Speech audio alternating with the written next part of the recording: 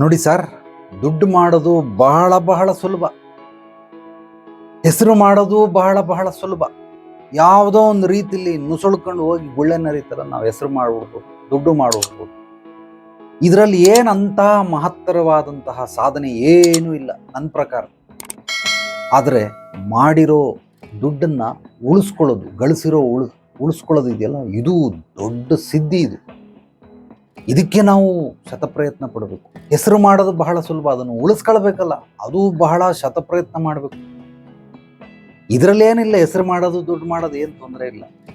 ಯಾರ್ಯಾರು ಸುಪ್ರಸಿದ್ಧಿ ಪ್ರಖ್ಯಾತಿಯನ್ನು ಪಡೆದಿದ್ದಾರೆ, ಸೆಲೆಬ್ರಿಟಿಗಳು ಅಂತಿದ್ದಾರೆ, ಯಾರ್ಯಾರು ದೊಡ್ಡ ದೊಡ್ಡ ಶ್ರೀಮಂತರಿದ್ದಾರೆ, ಅವರು ಗಳಿಸಿರುವಂತಹ ದುಡ್ಡನ್ನು ಉಳಿಸ್ಕೊಳ್ಳೋದಕ್ಕೆ, ಗಳಿಸಿರುವ ಹೆಸರನ್ನು ಉಳಿಸ್ಕೊಳ್ಳೋದಕ್ಕೆ ಅವರ ಸಂಪಾದನೆಯಲ್ಲಿ ಸುಮಾರು 1/3 ಭಾಗ, ಅಂದರೆ 1 ಕೋಟಿಲಿ 33 ಲಕ್ಷ ರೂಪಾಯಿ ಖರ್ಚು ಮಾಡ್ತಾರೆ. ನೀವು ಖರ್ಚು ಮಾಡೋಕ್ಕೆ ರೆಡಿ ಇದ್ದೀರಾ? ನಾನು ಗ್ಯಾರಂಟಿ ಕೊಡ್ತೀನಿ, ನೀವು ಖರ್ಚು ಮಾಡಲ್ಲ. ಯಾಕೆಂದರೆ ಕಂಜೂಸ್ಗಳು, ಈ ಬಡವರು, ಮಧ್ಯಮ ವರ್ಗದವರು, ಮೇಲ್ಮಧ್ಯಮ ವರ್ಗದವರು, ಶ್ರೀಮಂತರು, ಆಗರ್ಭ ಶ್ರೀಮಂತರು, ಈ ಶ್ರೀಮಂತರು, ಆಗರ್ಭ ಶ್ರೀಮಂತರು ಸಾಕಷ್ಟು ಜನ ಖರ್ಚು ಮಾಡೋದಕ್ಕೆ ರೆಡಿ ಅಲ್ಲ. ಮಾಡಲೇಬೇಕು, ಅವರು ಬೇರೆ ದಾರಿ ಇಲ್ಲ. ಆದರೆ ನೀವು ಮಾಡೋದಿಲ್ಲ. ಅಯ್ಯೋ 33%, ನನ್ನ ಕೈಲಾಗಲ್ಲಪ್ಪ, ಭಾಳ ಕಷ್ಟ, ಅಷ್ಟೇ ಕೊಟ್ಬಿಟ್ರೆ ನಾವು ಹೆಂಗೆ ಬದುಕೋದು? ಅದಕ್ಕೋಸ್ಕರ ನೀವು ಬೆಳೀತಾ ಇಲ್ಲ. ನಿಜವಾಗ್ಲೂ ಕೊಟ್ಟು ನೋಡಿ. ಮುಂದೆ ಗುರಿ, ಹಿಂದೆ ಗುರು ಇರಬೇಕಂತೆ. ಹಿಂದೆ ಗುರು ಸುಮ್ಮನೆ ಎಲ್ಲ ಕೆಲಸಗಳನ್ನು ಬಿಟ್ಬಿಟ್ಟು ನಿಮ್ಮ ಹಿಂದೆ ಕೃಷ್ಣ ಅರ್ಜುನನಿಗೆ ಸಾರಥಿ ಆದಂಗೆ ಯಾರೂ ಬರೋದಿಲ್ಲ. ಮುಂದೆ ಗುರಿ, ಹಿಂದೆ ಗುರು ಅನ್ನೋದ್ರ ಅರ್ಥ ಏನು ಅಂತಂದರೆ ಸಾಕಷ್ಟು ಜನಕ್ಕೆ ಗೊತ್ತೇ ಇಲ್ಲ ಅದರ ಅರ್ಥ. ಓ, ಗುರುಗಳವರೇ ನನಗೆ ಸಿಕ್ಬಿಡ್ತಾರೆ. ಅಲ್ಲ, ನೀನು ಅರ್ಜುನ, ಅವನು ಸಾರಥಿ.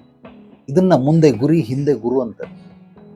ಯಾವಾಗ ಇದು ನಿಮಗೆ ಅರ್ಥ ಆಗೋದಿಲ್ಲ, ಯಾವಾಗಲೂ ಅಮಾವಾಸ್ಯೆಗೆ ಒಂದ್ಸಲ, ಹುಣ್ಣಿಮೆಗೆ ಒಂದ್ಸಲ, ವರ್ಷಕ್ಕೆ 1 ಸಲ 2 ಸಲ ಬಂದು ಹೋಗೋದು, ಇದು ದೇವ್ರ ದರ್ಶನ ಮಾಡೋಕ್ಕೆ ಹೋಗ್ತೀವಿ. ಆ ರೀತಿ ದರ್ಶನ ಅಷ್ಟೇ.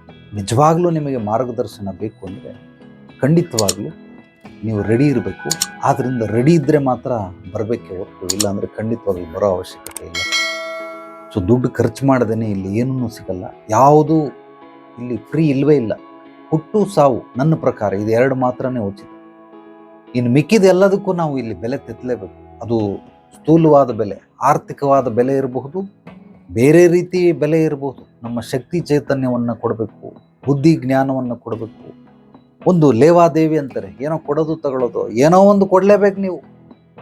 ಕೊಡೋದು ಅಂಥದ್ದು ಏನಿದಿಲ್ಲ, ಇದನ್ನೇ ಬೆಲೆ ಕಟ್ಟೋದು ಅಂತ ಕರೀತಾರೆ. ಆದ್ದರಿಂದ ಆ ರೀತಿ ಮಾಡೋದಕ್ಕೆ ಸಾಧ್ಯವಿಲ್ಲ.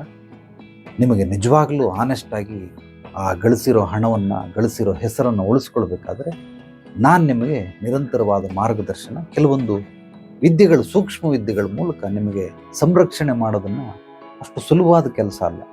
ನೀವು ಕೊಡಕ್ಕೆ ರೆಡಿ ಇಲ್ಲ ಅಂತಂದರೆ ಖಂಡಿತವಾಗಿ ನಾನು ಮಾಡೋಕ್ಕೆ, ಹಂಗಂತೇಳಿ ನಾನೇನು 33% ಕೊಡಿ ಅಂತ ಕೇಳೋದು.